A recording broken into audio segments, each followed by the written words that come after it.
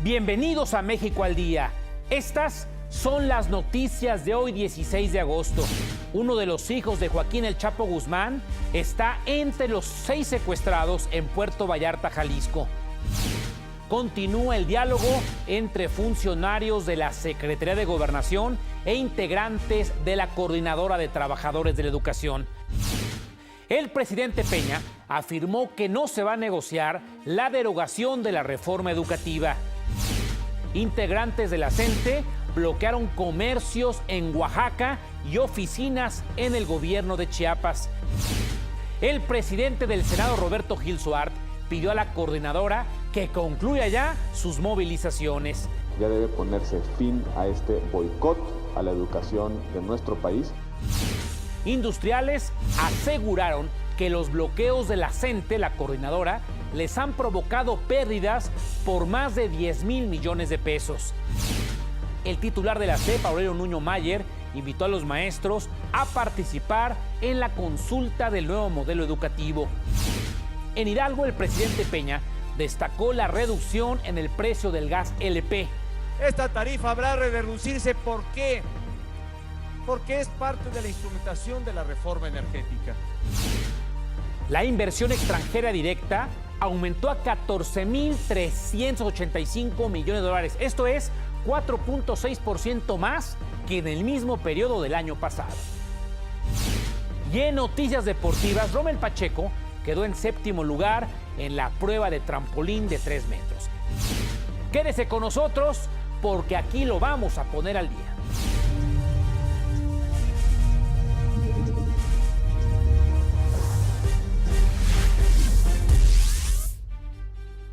Hola, ¿qué tal? Muy buenas tardes, noches. Yo soy Gustavo Rentería y les saludo con el gusto de siempre. Bienvenidas, bienvenidos al Telediario México al Día.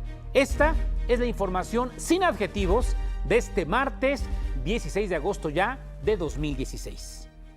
El fiscal de Jalisco, Eduardo Almaguer, confirma que sí hay uno de los hijos del Chapo Guzmán entre las 6 personas que fueron secuestradas, levantadas en el bar La Leche, en Puerto Vallarta, Jalisco. Se trata de Jesús Alfredo Guzmán, de 29 años. El fiscal detalló que también se logró identificar hasta el momento a otros 3 de los 6 sujetos presuntamente levantados, secuestrados. Aclaró que nadie ha acudido a las autoridades por esta desaparición. Asimismo, destacaron que las investigaciones han conducido a que los posibles responsables de secuestro pertenecen al cártel Jalisco Nueva Generación. Debido a estos hechos, la Fiscalía de Jalisco y la Fiscalía de Nayarit blinda su frontera, sí, Jalisco y Nayarit, para evitar el paso de delincuentes. 300 elementos de seguridad realizan retenes y labores de vigilancia. Sin embargo, Roberto López Lara, secretario de Gobierno de Jalisco, descarta la implementación del denominado Código Rojo en la entidad por estos hechos. En otros asuntos le informo que el presidente de la República, Enrique Peña Nieto, aseguró que la reforma educativa no tiene marcha atrás. En entrevista, pues dijo que el gobierno está abierto al diálogo, pero sin negociar su derogación. Aclaró que ante los bloqueos de la CENTE que generan molestia entre la sociedad y pérdidas multimillonarias a los empresarios, se va a utilizar la fuerza pública en caso de que así se requiera. El gobierno está firme y decidido a actuar, agotando primero el espacio de diálogo, y si eso no da margen para que realmente se depongan esto que causa molestias, que lastima el comercio y que lastima la actividad económica de muchos lugares, pues tendremos que recurrir a los atributos y a la capacidad que tiene el Estado mexicano para poner de forma pacífica orden y generar armonía social ahí donde se ha perdido. Por su parte, el presidente del Senado, Roberto Gil Suart, panista, hizo un llamado a los maestros de la coordinadora, la CENTE, a que pongan fin ya a los bloqueos y regresen a clases una vez que inicie el ciclo escolar el próximo lunes. De no ser así, pidió al gobierno de la República que cambie su estrategia para resolver el conflicto. Cada día que pase sin solución a este conflicto es un día en el que no solamente se lesionan los derechos de los habitantes de la Ciudad de México o donde se están expresando las protestas, sino también es un día más en el que comprometemos el futuro de nuestros niños y nuestros jóvenes. Ya debe ponerse fin al chantaje, ya debe ponerse fin a este boicot a la educación de nuestro país. Fin al chantaje, fin al boicot. Legisladores del PRD se reunieron por tercera ocasión a puerta cerrada con representantes de la CENTE. Al final del encuentro, la secretaria general de Sol Azteca, Beatriz Mójica, aseguró que la propuesta de una consulta ciudadana puede contribuir a encontrar la reconciliación que requiere nuestro país.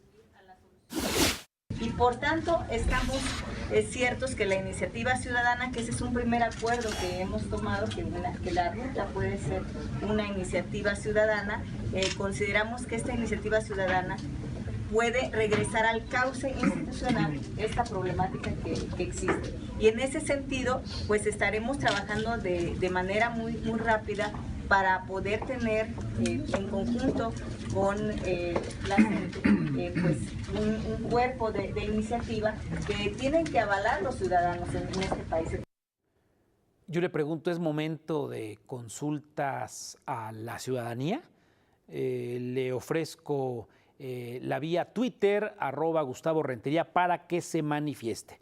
Pero los bloqueos siguen. En Oaxaca, maestros disidentes bloquearon plazas comerciales como parte de una ofensiva de 48 horas en contra de la IP, la iniciativa privada.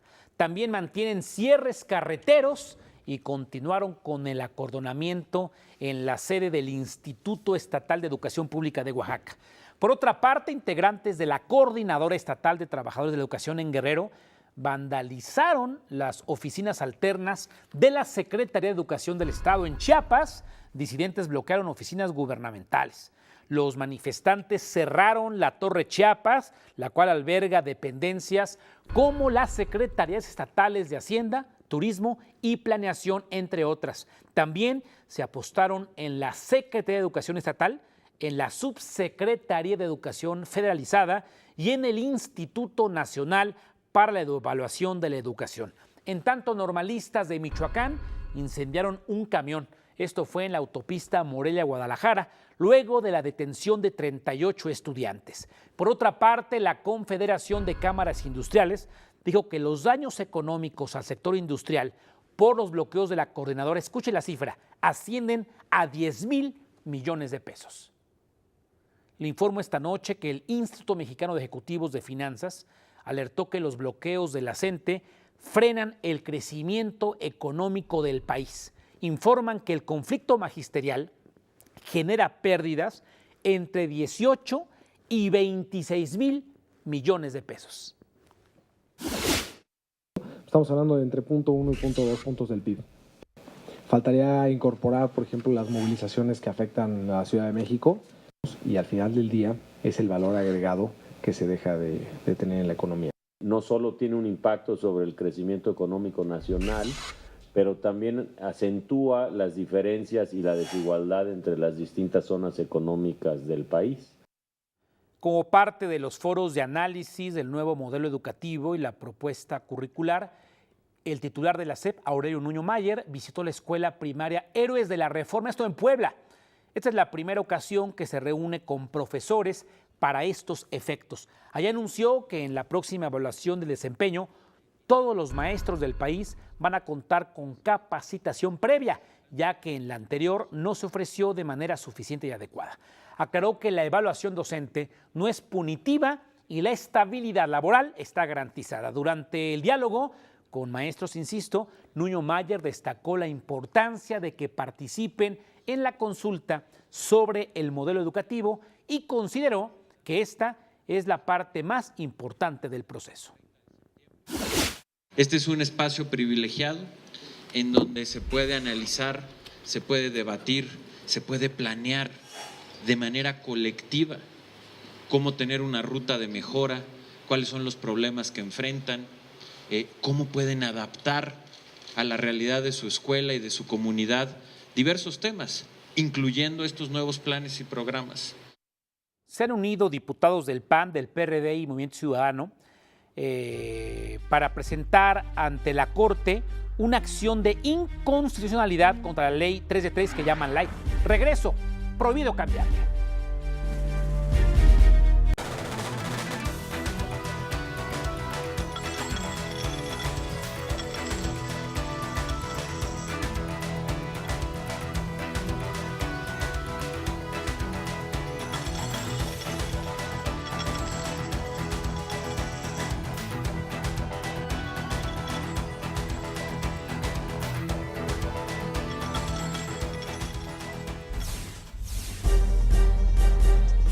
Ya le decía que cerca de 200 legisladores firmaron la demanda en la que se argumenta que el contenido del artículo 29 de la Ley General de Responsabilidades Administrativas atenta contra el derecho a la información. De acuerdo a la redacción avalada por el PRI Verde, en el periodo extraordinario de sesiones de junio, las declaraciones patrimoniales y de interés serán públicas, salvo los rubros cuya publicidad pueda afectar la vida privada o los datos personales de protegidos. Y bueno, pues ahora la oposición, entiéndase PAN, PRD y Movimiento Ciudadano, pues están presentando ante la Corte esta acción de inconstitucionalidad y están llamando a la ley 3 de 3 como la ley 3 de 3 light. En el municipio de Santiago de Anaya, en Hidalgo, el presidente Peña Nieto criticó a quienes inundan con malas noticias a nuestro país. Nos inundan o nos quieren inundar con malas noticias. Las buenas noticias cuentan y cuentan mucho, valen y valen mucho, porque pareciera que cuando se incrementa algún servicio se vuelve nota de todos los días, y cuando hay una mejor prestación o una caída en el precio de servicio se vuelve nota de solo unos minutos o a veces de un solo día. Encabezó el evento de fortalecimiento de la red de abasto y apoyos alimenticios. El presidente ahí llamó a aquilatar las buenas noticias, como la reducción del precio del gas LP, por ejemplo. Pero apenas el domingo pasado anunció la Secretaría de Hacienda una determinación del Gobierno de la República para reducir la tarifa del gas LP, que consumen prácticamente 90 millones de mexicanos. Esta tarifa habrá de reducirse. ¿Por qué? Porque es parte de la instrumentación de la reforma energética. El presidente Peña se refirió también a la tarifa de energía eléctrica que se incrementó, sí, pero solo para un sector, pero no para la mayoría de los mexicanos, dijo. Casi 99% de los hogares mexicanos, prácticamente casi todas las familias mexicanas, no han tenido incremento en la tarifa de luz eléctrica. Por el contrario, desde que entró en vigor la reforma energética, han tenido una reducción real, a precios reales, de casi 10% de la que tenían entonces. Y no hay más que comparar sus recibos.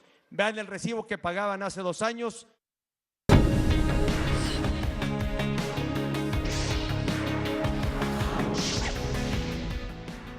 Saludo con afecto a Leti Carvajal y le agradezco públicamente su ayuda, su colaboración para estar al frente de este telediario. La semana pasada que nos tomamos unos días de descanso, no sé si merecidos, pero necesarios. Leti, claro. ¿Cómo estás? Bienvenida, buenas tardes, noches. Muchísimas gracias, Gustavo. Fue un placer, nada que agradecer, y bienvenido a México al Día. Adelante, pues. Muchísimas gracias. Comenzamos. El secretario de Gobernación, Miguel Ángel Osorio Chong, participó en el encuentro anual de alcaldes de la Federación Nacional de Municipios de México. Ahí los exhortó a construir y trabajar en una agenda municipalista que les permita estar en cercanía con la población. También les pidió crear una ruta para trabajar de la mano con la comunidad y lograr así el bienestar social. En más información, en Morelos se realizó una megamarcha contra la inseguridad y la violencia. Participó de la Universidad Autónoma del Estado y fue liderada por el rector de esa casa de estudios, Jesús Alejandro Vera, y el escritor Javier Sicilia. El rector pidió la destitución del gobernador Graco Ramírez por su incapacidad para combatir a la delincuencia. El gobierno de Morelos acusó al rector de tomar las instalaciones públicas y de incitar a la gente a la violencia. Aquí en la Ciudad de México, agentes ministeriales detuvieron a Francisco Javier Hernández Gómez, considerado como líder principal de la organización criminal La Unión en Tepito. Se le relaciona con un doble homicidio en la delegación Cuauhtémoc y fue detenido a bordo de una camioneta Suburban en la delegación Gustavo Amadero. Y mire, a través de unidades móviles del Registro Civil, el gobierno capitalino puso a disposición la expedición gratuita de actas de nacimiento para que los estudiantes de nivel básico puedan realizar todos sus trámites escolares en tiempo y forma. Estas unidades móviles las podrán encontrar en las explanadas delegacionales en un horario de 10 a 15 horas y estarán funcionando hasta el próximo 20 de agosto. Y el jefe de la oficina de la Jefatura de Gobierno, Javier González Garza, presentó su renuncia al cargo que ocupó desde el 2013, esto porque esa área desaparecerá. Además, Juan José García Ochoa, subsecretario de Gobierno de la ciudad, también sale del cargo tras 9 años en el puesto y su lugar será ocupado por Guillermo Orozco Loreto, ex asambleísta y delegado de Cuauhtémoc.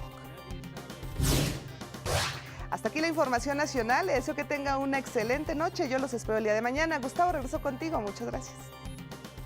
A ti, gracias, Leti. Y efectivamente hubo cambios en el gabinete del doctor Mancera y también le quiero comentar que será hasta septiembre cuando el jefe de gobierno de la ciudad capital dé a conocer el nombre de los 6 integrantes que designará como parte de la Asamblea Constituyente. Estudiantes del Instituto Tecnológico de Zacatepec desarrollaron un dispositivo que permite cuidar el peso. Estudiantes de ingeniería diseñaron una herramienta digital para facilitar el control de peso e índice de masa corporal de las personas. El proyecto surge como una necesidad de una empresa, de la empresa NMT, Nutrición Médica y Tecnología, para desarrollar productos mexicanos para suplir la necesidad de tener que comprar productos extranjeros, para bajar costos y pues tener tecnología mexicana. Este equipo se compone de una báscula y un estadiómetro digital que sirve para medir la estatura a partir de un sensor ultrasónico. Utilizamos sonido, ultrasonido, sonido de altas frecuencias. El sonido de alta frecuencia es más fácil que rebote en los objetos sólidos. Primero mide hacia el piso y ya con eso está calibrado, tiene la referencia y después mide hacia dónde estás. Una simple resta y tenemos la altura de la persona. Para complementar el dispositivo, los jóvenes del Instituto Tecnológico de Zacatepec, en Morelos, desarrollaron también una interfaz para llevar el progreso de los usuarios de forma electrónica. Los dispositivos actuales son mecánicos y son analógicos. La innovación que tiene este dispositivo es que se puede conectar con tu teléfono, se comunican ellos dos, la báscula y el estadiómetro, y todo esto es inalámbrico. A fin de ofrecer un producto más completo, los jóvenes morelenses no descartan la integración de otros aparatos que sirvan para medir la presión arterial y la glucosa. Para hacer una serie de productos médicos y que la persona tenga desde la comodidad de una sola aplicación, ya sea en su teléfono o en la computadora, poder hacer todas estas mediciones que se necesite. Para México al Día, Liliana Sotelo. Colega, muchas gracias. Rommel Pacheco lamentó no haber podido lograr una medalla al final de clavados de trampolín de 3 metros en los Olímpicos de Río de Janeiro. Ya platicaremos con nuestro enviado especial, Jorge Rubio, que junto con un equipo muy importante de Deportes México al Día está desplazados allá en Brasil, haciendo una cobertura muy interesante. Ya haremos un enlace más adelante hasta el sur de nuestro continente. Regreso, no se vaya, tengo mucha información. Prohibido cambiarle. Buenas tardes, noches.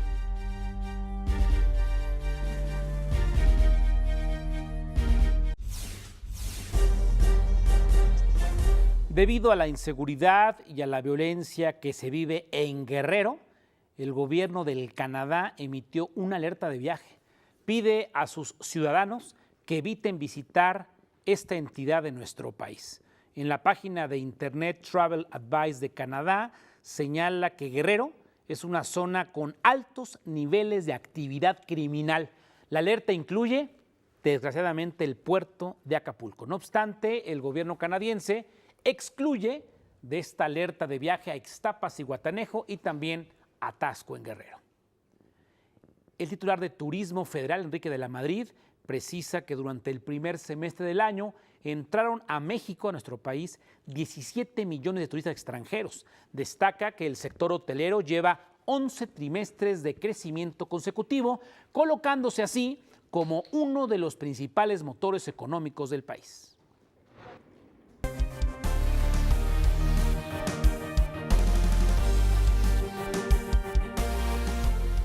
Si nos ve desde las 21 horas, 9 de la noche, tiempo del centro, nuestro titulares comente sobre esta traslado, desde esta transferencia de presos de Guantánamo en Cuba. ¿De qué se trata, Jimena? ¿Cómo has estado? Bienvenida. Gustavo. Buenas tardes, noches. Buenas noches, es un gusto tenerte de regreso. Gracias, qué linda. Y pues arrancamos con esta importante información, y es que el Pentágono autorizó la salida de unos 15 reos de Guantánamo, que es este centro de detenciones que, como tú sabes, pues a partir de los atentados del 11 de septiembre fue transformado en un lugar de prisión, en un lugar de detención para personas acusadas de terrorismo. Ahora, es una promesa que Obama había hecho desde el 2008 en su campaña de cerrar este lugar, aunque algunos analistas, fíjate, que ven difícil que lo cierre. Te explico por qué. Abro un paréntesis. Sí. Es una cárcel norteamericana en territorio cubano. Efectivamente, y hay mucho debate en esta cárcel porque, por ejemplo, la jurisprudencia estadounidense no cubre los derechos de muchos de estos prisioneros. Hay fallas a lo mejor en ciertos servicios de salud.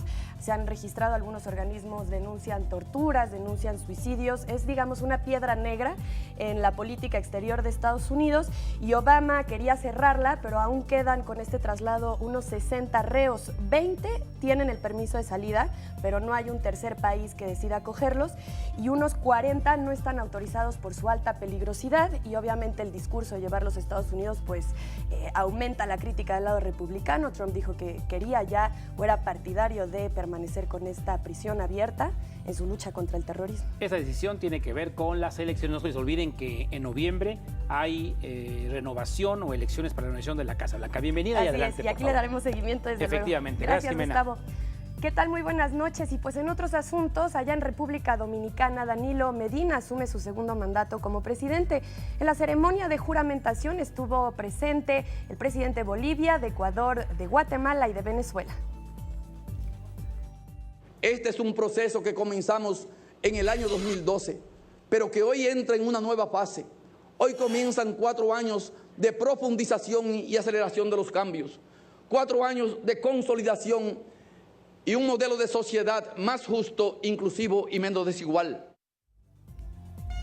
Reelecto el 15 de mayo con casi 62% de los votos, el dirigente del Partido de la Liberación Dominicana, Danilo Medina, tendrá como reto gobernar con una fuerte oposición que reclama problemas de inseguridad y fallas en el sistema de salud. Mientras tanto, en Ecuador, más de 1 millón de firmas fueron presentadas ante el Consejo Electoral. Piden reformar la ley para que el presidente Rafael Correa pueda ser candidato en las elecciones de enero próximo. Le comento que el artículo 114 de la Constitución permite ya la reelección indefinida, aunque esta ley entraría en vigor hasta mayo del 2017. Correa de momento dijo que no tiene intenciones de presentarse a un tercer mandato. En Brasil, la presidenta suspensa Dilma Rousseff dirigió una carta al Senado como último intento para frenar el juicio político en su contra. A menos de 15 días de que los legisladores determinen si es culpable de crimen de responsabilidad, Rousseff propone elecciones anticipadas en caso de ser absuelta. De lo contrario, dijo, habría un golpe de Estado. No es legítimo que mis acusadores quiten a un jefe de Estado y de gobierno. El único que puede quitar a un jefe de Estado es el pueblo en unas elecciones. Por eso afirmamos que si se lleva el impeachment sin crimen de responsabilidad, tendríamos un golpe de Estado. Bueno, y déjenme comentarle que en Perú el expresidente Alberto Fujimori fue absuelto de una condena de 8 años de prisión. La Corte Suprema determinó que no había prueba suficiente para incriminarlo por desvío de fondos públicos para financiar su campaña de reelección en el año 2000.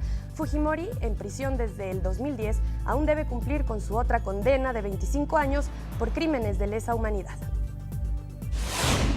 En más asuntos, Rusia inició este martes bombardeos contra rebeldes sirios usando aeródromos en Irán. El gobierno estadounidense, que apoya a las fuerzas opositoras, lamentó que este cambio de ofensiva militar para apoyar al régimen de Bashar al-Assad aleje la posibilidad de paz a 5 años ya del inicio de la guerra civil. Mantendremos la diplomacia con Rusia, pero nadie debe tener ilusiones de que haya una solución militar en Siria. Y no puede haber una transición política exitosa si Assad sigue siendo el líder de Siria. Bueno, y cerramos en Polonia porque ahí comenzaron las excavaciones en busca de un tren que podría tener oro nazi de la Segunda Guerra Mundial. Excavarán en 3 lugares diferentes y hasta 6 metros de profundidad en una zona boscosa de Baja Silesia. Se estima que el botín es de unas 300 toneladas de oro. Los encargados de realizar esta excavación son 2 cazatesoros, desde luego aficionados a la historia, y pues espera que en los próximos días puedan tener resultados satisfactorios. Aquí les tendremos la noticia. Le agradezco mucho su atención y le deseo una linda noche. Gustavo, regreso contigo. Gracias.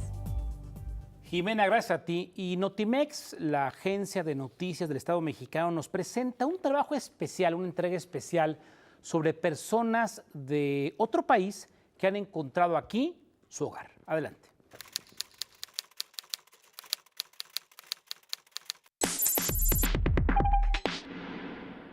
Nosotros, la mayoría de centroamericanos venimos frontereando, así como viene la mariposa monarca que viene de Canadá, de Estados Unidos, pasan las montañas y todo eso.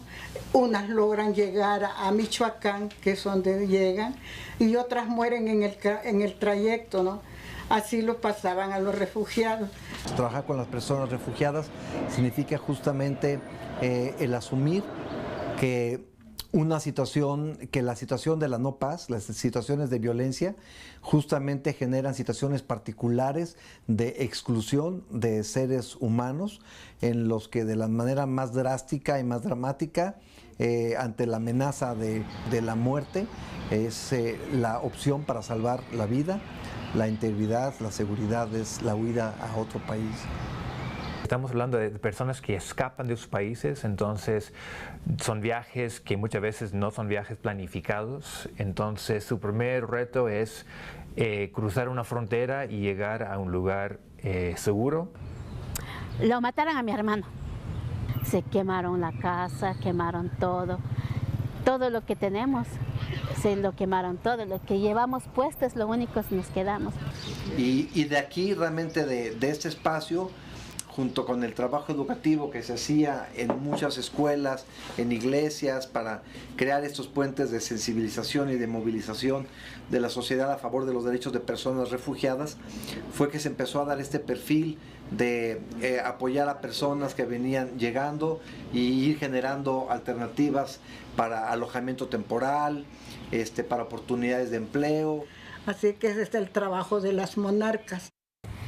Ya soy mexicana, no se preocupen, yo ya me identifico que... A ver, me dices, ¿es mexicana? Sí. A veces ya no les digo, pero ahorita para la seguridad donde vivo, la gente no conozca que yo soy guatemalteco. Estamos aquí para reírnos del destino y vivir tan bien nuestra vida que la muerte temblará al recibirnos. Esta es una frase del poeta y narrador estadounidense Charles Bukowski, quien nació un día como hoy, pero de 1920. Escribió más de 50 libros, incontables relatos cortos y multitud de poemas que suelen estar basados en experiencias autobiográficas. En sus textos creó un alter ego llamado Henry Chinaski, quien aparece en gran parte de sus obras, la primera vez en su conocida novela Cartero. Hoy en día es considerado uno de los escritores más influyentes y símbolo del realismo sucio y la literatura independiente. México sigue siendo atractivo para la inversión extranjera. La Secretaría de Economía informa que en el primer semestre de este año, es decir, de enero a junio, nuestro país recibió 14.385 millones de dólares de inversión extranjera directa. Esto es 4.6% más que el mismo periodo del año pasado. Cabe señalar que en lo que va de la actual administración se han recibido más de 120 mil millones de dólares por este concepto, cifra 51.8% superior a lo reportado durante el mismo periodo del sexenio anterior, pues el sexenio de Acción Nacional que encabezó Felipe Calderón Hinojosa. Hace unos momentos terminó la mesa de diálogo entre autoridades de gobernación y representantes de la CENTE, la coordinadora. Ahí el subsecretario Luis Enrique Miranda hizo un llamado a que regresen a clase el próximo 22. Dijo que volver a las aulas dará más oportunidad al diálogo. Decirles que el que acudan a sus aulas y que continúen con su trabajo y que los niños reciban su educación en cada uno de los lugares no impide ni niega ni cierra el diálogo, por el contrario lo apertura, lo magnifica y además me parece que es una forma de demostrar a ambas partes que hemos tenido avances serios en estas negociaciones. Afirmó que ha sido un verano sin vacaciones, donde el gobierno ha dejado de manifiesto su apertura a una salida pacífica al conflicto magisterial. Por su parte, Enrique Enríquez, líder de la sección 9 de la Ciudad de México, señaló que aún no hay acuerdos, por lo que este miércoles darán a conocer su plan de acción respecto al regreso a clases. Tenemos que declararles a ustedes que hoy no hay acuerdo ninguno y que nos dirigimos a nuestras instancias a discutir los pasos siguientes. Próximamente, en breve, tendrán el anuncio de una conferencia de prensa formal para anunciar lo que tendremos que dar como resultado de nuestras asambleas. Así las cosas. El Instituto Mexicano de Ejecutivos de Finanzas ajustó su pronóstico de crecimiento económico para este año. Pasó de 2.28 a 2.20%. Uno de los principales factores para este ajuste, dicen, es la desaceleración global de la manufactura. Las finanzas públicas pues se mantienen débiles por los bajos precios del petróleo y esto da poco margen de maniobra al gobierno federal. Y por otro lado, igual la política monetaria de Banco de México, que ha tenido que mover su tasa de interés en 2 ocasiones. Por otra parte, los ejecutivos de finanzas descartaron la importancia de contar con una medición correcta de los niveles de pobreza en el país. Celebraron los esfuerzos del INEGI por corregir las deficiencias, pero reconocieron que es fundamental que los resultados puedan ser más comparables. La solución a esta controversia debería de ser el invitar a un tercero calificado, un tercero que tenga la credibilidad, no nada más por su autonomía en las opiniones, sino también por sus credenciales en materia técnica, y por eso en el IMEF sugerimos que este tercero sea el Fondo Monetario Internacional, del cual México es miembro. El gobierno federal podría poner a disposición 11 millones de postes y 800,000 kilómetros de la red de servicio eléctrico para que los operadores de telecomunicaciones puedan ofrecer sus servicios a un menor costo. Así lo informa el director de la CFE, la Comisión Federal de Electricidad, Jaime Francisco Hernández. En este sentido, se garantizaría el acceso abierto y equitativo a la infraestructura de las redes generales de distribución para todos los participantes del mercado de las telecomunicaciones. Lo anterior, apegándose en todo momento a los lineamientos técnicos que prevengan afectaciones a la infraestructura y al servicio que provee la CFE. La subsecretaria de la SCT, Mónica Aspe, dijo que es fundamental aprovechar la infraestructura del Estado para el despliegue de redes a menores costos. Y los postes del Servicio Eléctrico Nacional son la principal infraestructura para desplegar fibra óptica en México. Son indispensables para un despliegue rápido, para un despliegue eficiente, para un despliegue con costos que permitan traducir los servicios en servicios asequibles para la población. Alejandra Flores nos tiene la información más relevante del ámbito cultural. Les quiero recordar que es una producción de nuestro canal hermano, el Canal 22. Muchas gracias. ¿Qué tal, amigos de México al Día? Pues esta es la información que hemos preparado para todos ustedes. Música haitiana rescatada del olvido resonará en el Palacio de Bellas Artes con los acordes de Lidia Gerberov. La clavecinista ofrecerá un recital conformado por piezas de compositores del país caribeño este viernes 19. Vamos con los detalles.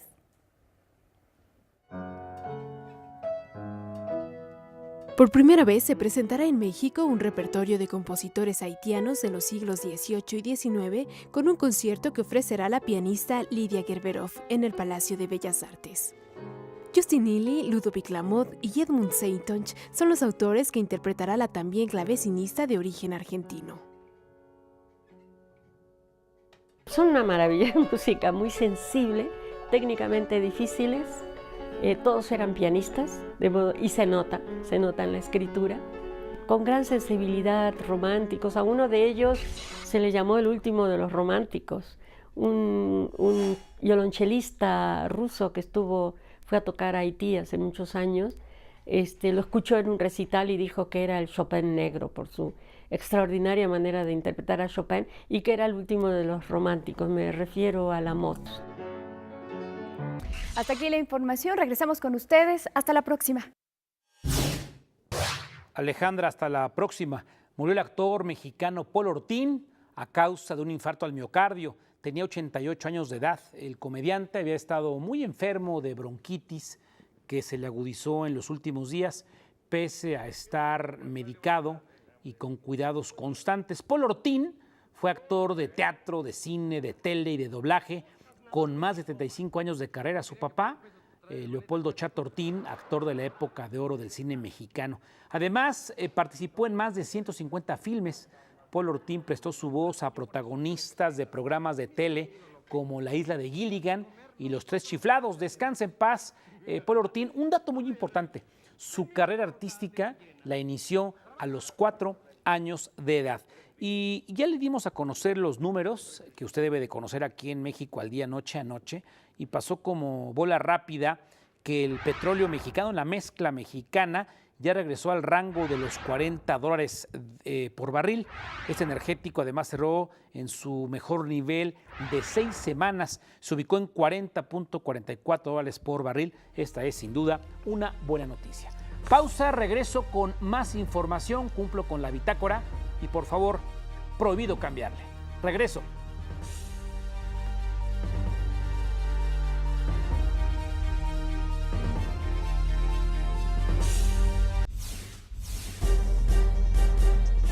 Ramiro Pineda nos hace un análisis sobre la crisis que enfrenta Dilma Rousseff.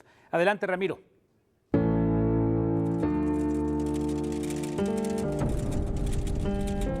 Los ojos del mundo están puestos en Brasil por 2 motivos: las Olimpiadas de Río y el proceso de juicio político contra la mandataria Dilma Rousseff.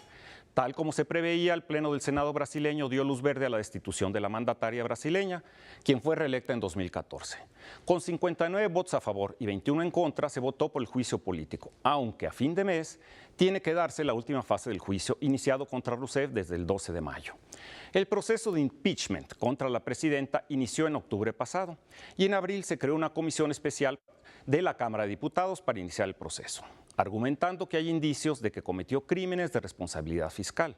Esto es, que violó normas fiscales maquillando el déficit presupuestal, que es el uso de fondos públicos para cubrir programas que son responsabilidad del gobierno, práctica que está prohibida por la Ley de Responsabilidad Fiscal. Vale decir que estas maniobras han sido utilizadas por gobiernos anteriores. Hay que recordar que Dilma Rousseff no ha sido acusada de enriquecimiento ilícito ni de corrupción. Su defensa argumenta que más que ser un acto de justicia, es un golpe originado por una venganza política. De ocurrir la destitución de la mandataria, lo que es muy probable, el presidente interino Michel Temer concluirá el mandato el 1 de enero de 2019, cuando se realicen nuevas elecciones. Concluyendo este proceso de destitución, se abre un periodo de incertidumbre política en un país convulso que volverá a su realidad una vez que termine la fiesta olímpica de Río 2016. Ramiro, gracias. Vamos a Brasil. Jorge Rubio, buenas tardes, noches. Los detalles de lo ocurrido hoy en Río. Adelante, por favor.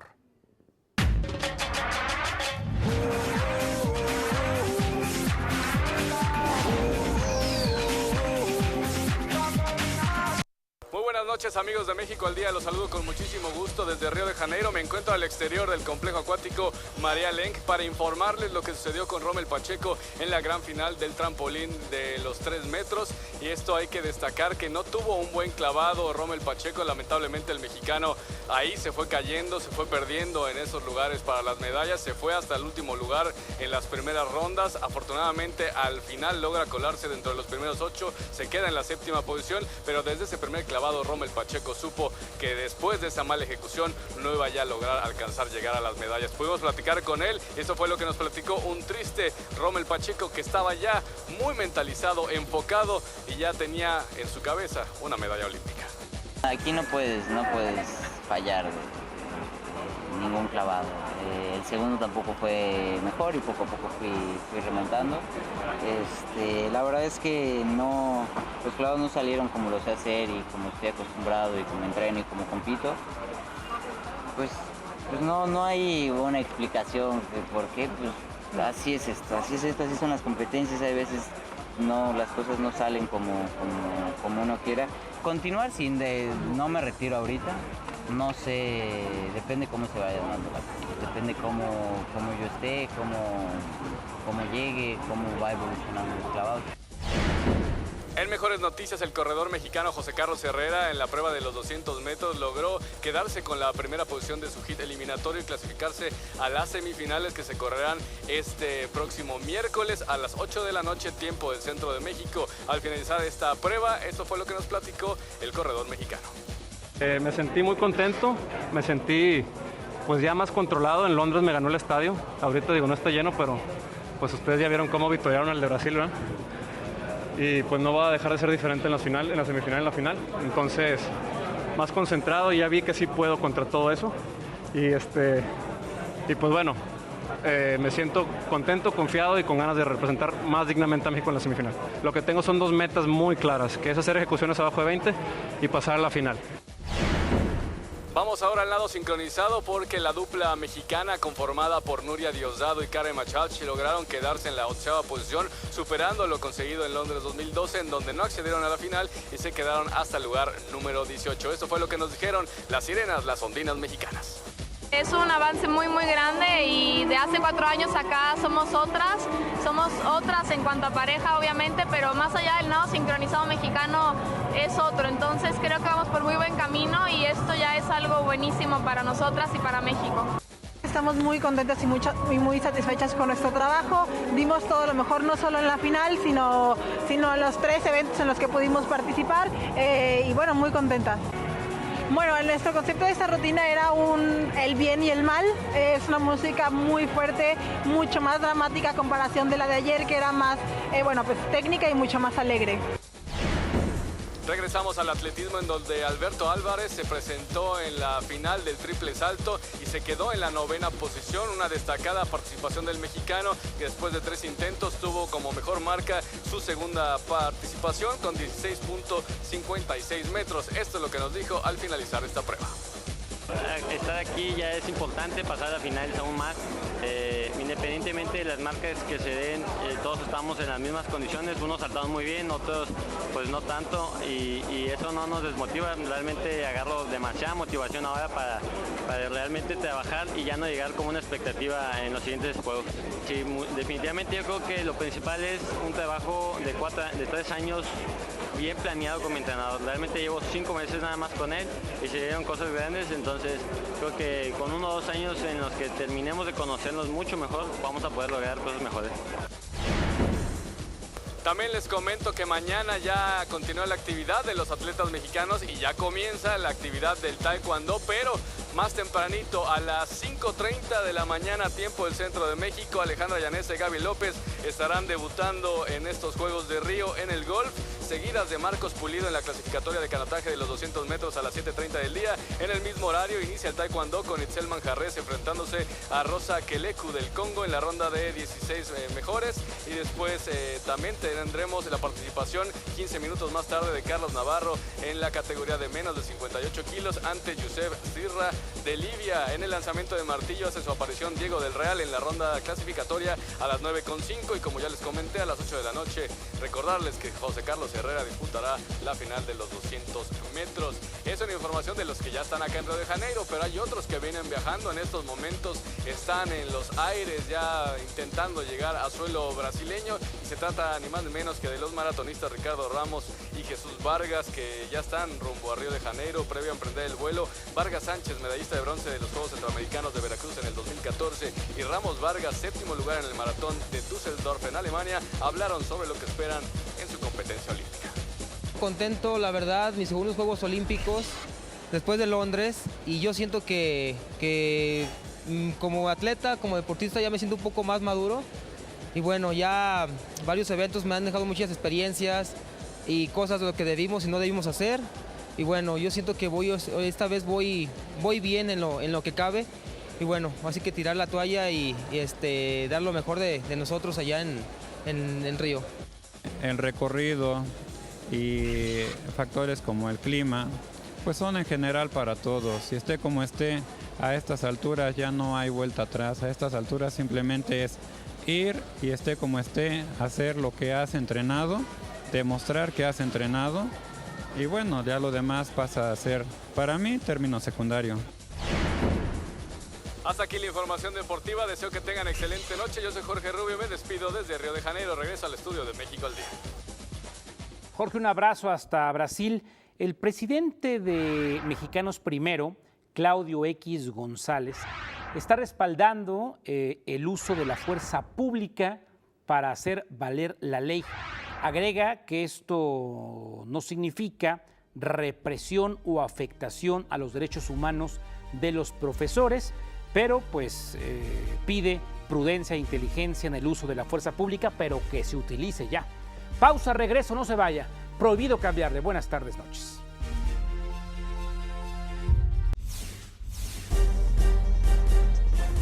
La Corte eligió a 42 candidatos a magistrados de la Sala Superior del Tribunal Electoral del Poder Judicial de la Federación, quienes deberán comparecer ante el Pleno para pasar por el tercer filtro del proceso de selección. Aquí le vamos a informar. Otra cara de Río.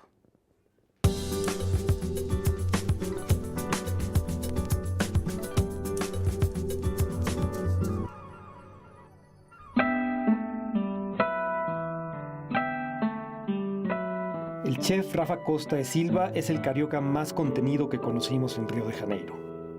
Quizás se deba a su obsesión por cuidar que hasta el menor detalle de su restaurante, La Sai, esté siempre impecable y bajo control. Es comprensible, no solo porque Rafa aprendió ese rigor en el Culinary Institute of America, donde estudió, o por haber desarrollado el hábito de la perfección durante los 5 años que pasó al lado de Andoni Luis Aduris en la cocina de Mugaris, justo el periodo en que ese restaurante de San Sebastián ascendía del 7º sitio al 4º y luego al 3º en la lista de los 50 mejores restaurantes del mundo.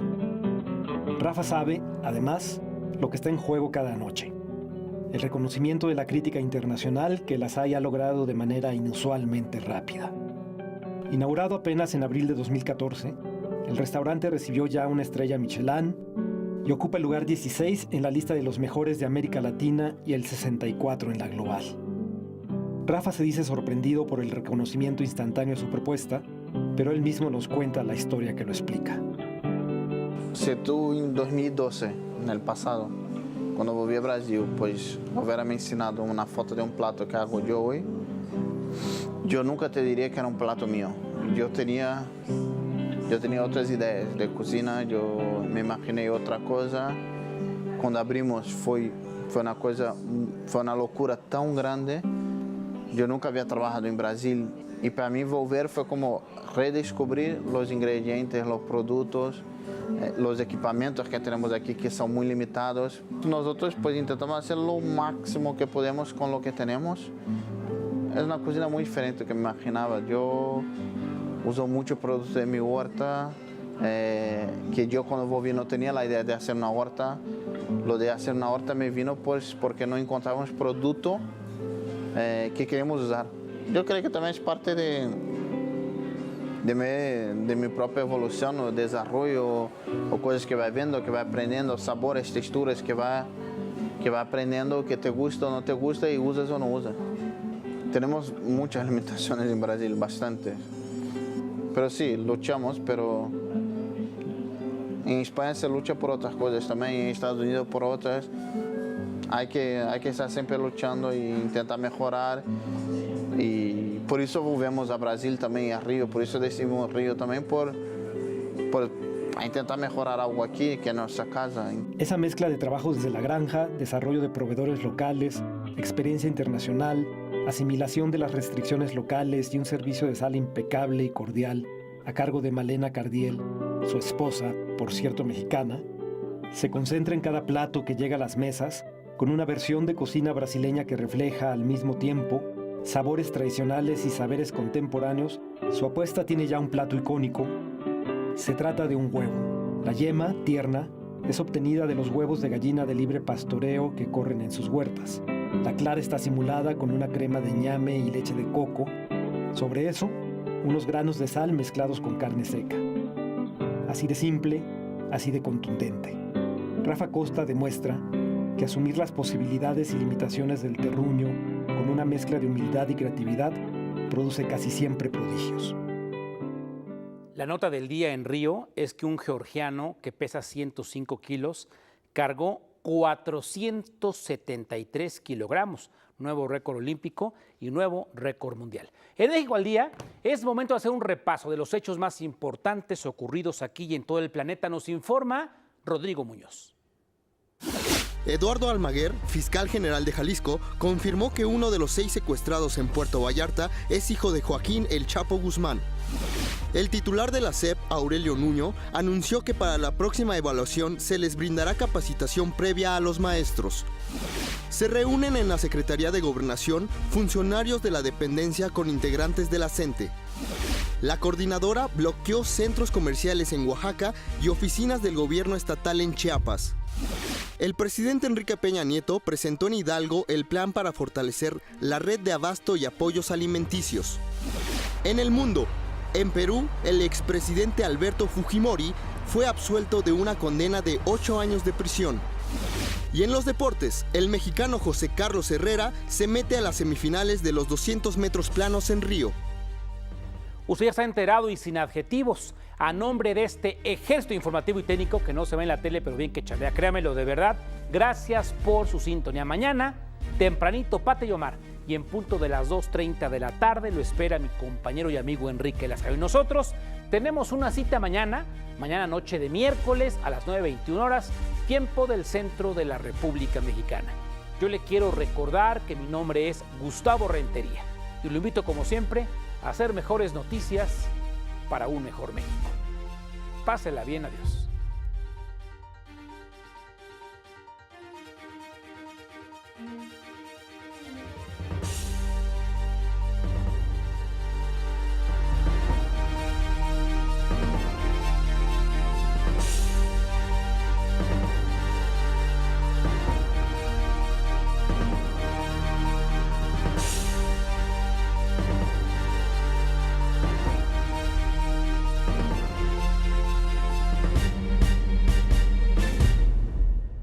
Esto es México al Día.